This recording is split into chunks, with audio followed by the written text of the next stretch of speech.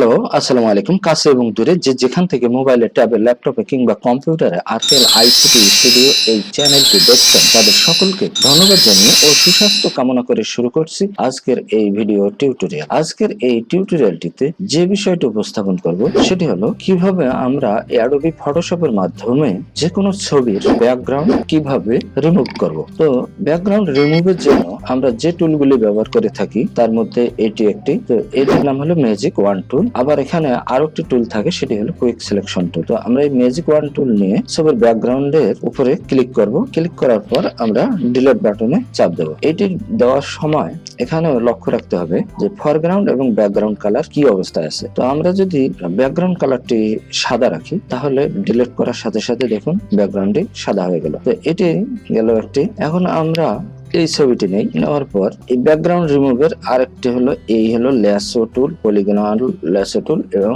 Magnetic lasso টুল। এইটির ধরুন এইটি দ্বারাই আমি দেখাচ্ছি। এখন ছবিটিকে একটু বড় করে নিই। কন্ট্রোল কিবোর্ডের প্লাস ধরলে বড় হবে, আবার ছোট হবে, অথবা অল্টার ধরে মাউসের হুইল সামন পিছনে ঘোরালেও ছোট বড় হয়ে আসবে। এখন আমরা এই ছবিটিকে ল্যাসো টুলের মাধ্যমে দেখুন এই যে এইভাবে। তো এইটি ল্যাসো টুল দ্বারা এই ব্যাকগ্রাউন্ড চেঞ্জ করতে গেলে একটু অসুবিধা হয়, সেটা হলো সঠিকভাবে করা সম্ভব হয় না। এবং এটি যখন করতে হবে তখন অবশ্যই মাউসের লেফট বাটন চেপে ধরে এই কাজটি করতে হবে।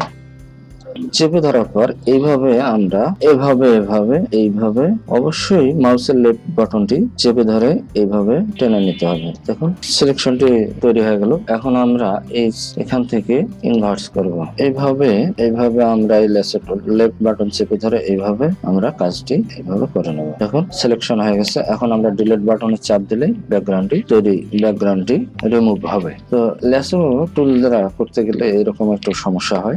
আমরা আবার চলে যাই আর একটি হলো ম্যাজিক ওয়ান টুল দ্বারা এইভাবে সিলেকশন তৈরি করব। যখন সিলেকশনটি এরকম থাকবে তখন আমরা শিফট বাটন চেপে ধরে এইভাবে ক্লিক করব। করার পর আমরা এই যে ব্রাশ টুল রয়েছে এই ব্রাশ টুলটি নিয়ে নেব। নেওয়ার পর এটা 100% রাখবো। এখন এখানে ফরগ্রাউন্ড যে কালারটি থাকবে আমরা সেই কালারটি দ্বারা এই ব্যাকগ্রাউন্ডের উপরে এইরকম করে ঘষলে দেখুন ব্যাকগ্রাউন্ডটি পরিবর্তন হয়ে যাবে। তাহলে এটি একটি গেল।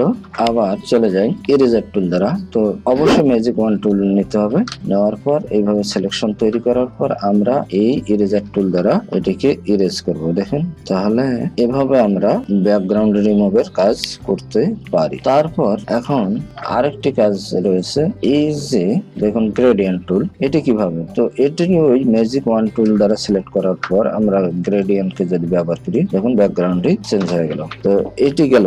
এখন আরেকটি কাজ হলো এই যে পেন টুল। এখানে কয়েকটি রয়েছে। তো এই পেন টুল এইটিকে সিলেক্ট করলাম। করার পর যে কোনো একটি যে ছবিগুলোতে ব্যাকগ্রাউন্ড গুলো রিমুভ করতে ঝামেলা হয় সেরকম একটি ছবি নেই। ধরুন এই ছবিটি, এখানে ম্যাজিক ওয়ান টুল দ্বারা সিলেক্ট করলে কোনো কাজ হবে না। তো তখন আমরা এই পেন টুল দ্বারা এটি রিমুভ করবো। তো পেন টুল দ্বারা যখন আমরা কাজ করব তখন এইভাবে দেখুন এইভাবে ধরে মাউসের লেফট বাটন চেপে ধরে এইভাবে আমরা কার্ভ তৈরি করে নিতে পারি। এই দেখুন এইভাবে। তো যত ঝামেলাযুক্ত ব্যাকগ্রাউন্ড রয়েছে সেই ঝামেলাযুক্ত ব্যাকগ্রাউন্ড গুলোকে চেঞ্জ করার জন্য এই পেন টুলটি সবচেয়ে ব্যবহৃত বেশি হয়ে থাকে। দেখুন এইরকম যখন দেখাবে তখন আমরা অল্টার বাটন চেপে ধরে এইভাবে এই অ্যাঙ্কর পয়েন্টটিতে ক্লিক করব। তাহলে এটি চলে গেল। এটি করার কারণ হলো দেখুন এই যে ব্যাকগ্রাউন্ডটি বাইরের দিকে চলে যায়। তো এখান থেকে আমরা এটি কেটে দিলাম। আবার এইভাবে নিলাম। নেওয়ার পর এইভাবে দেখুন এইভাবে এখানে যখন ঘুরাবো তখন লেফট বাটন চেপে ধরে এই অ্যাঙ্করটিকে এইভাবে ঘুরিয়ে নেব। তারপর তাহলে এইভাবে আমরা সিলেকশন তৈরি করবো পেন টুলের সাহায্যে।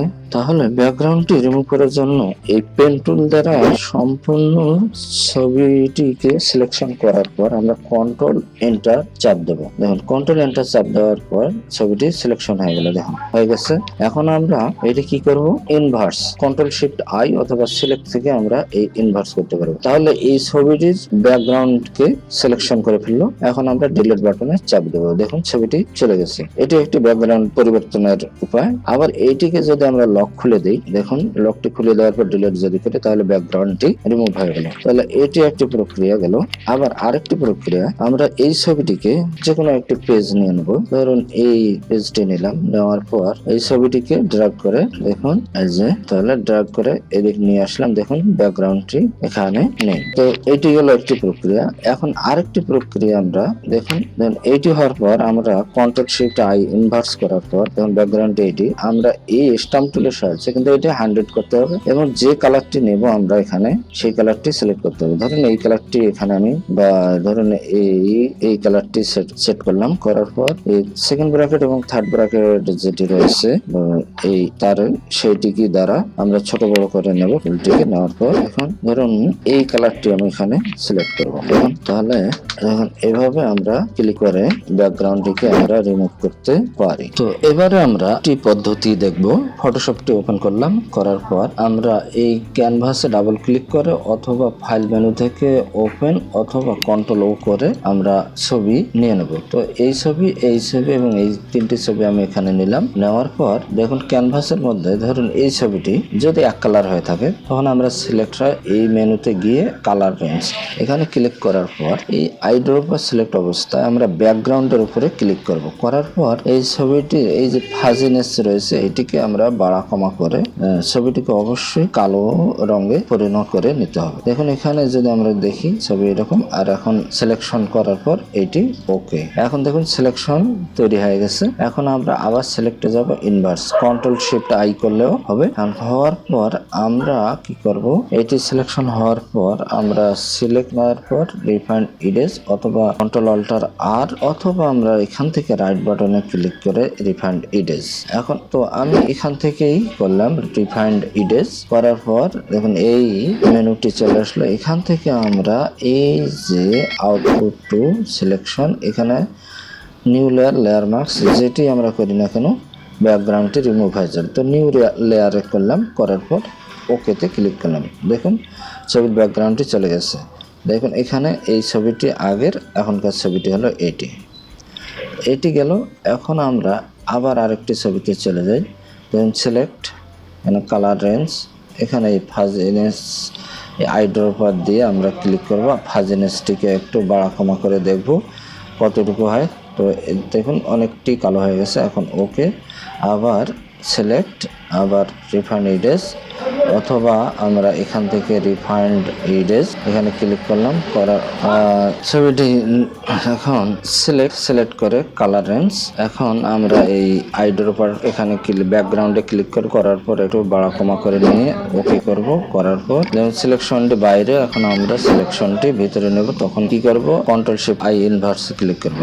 ছবিটি সিলেক্ট হওয়া অবস্থায় আমরা এই রিফাইন্ড ইরেজ অথবা রাইট বাটন ছবির উপরে রাইট বাটনে ক্লিক করে রিফাইন্ড ইরেজ এখানে গিয়ে আমরা সিলেকশন ধরুন লেয়ার মার্কস করলাম, করে ওকে। দেখুন ব্যাকগ্রাউন্ডটি চলে গেছে। তো এই ছিল আজকে টিউটোরিয়ালের মূল বিষয়। যদি টিউটোরিয়ালটি ভালো লাগে তাহলে লাইক, কমেন্ট এবং শেয়ার করবেন আর সাবস্ক্রাইব করতে ভুলবেন না।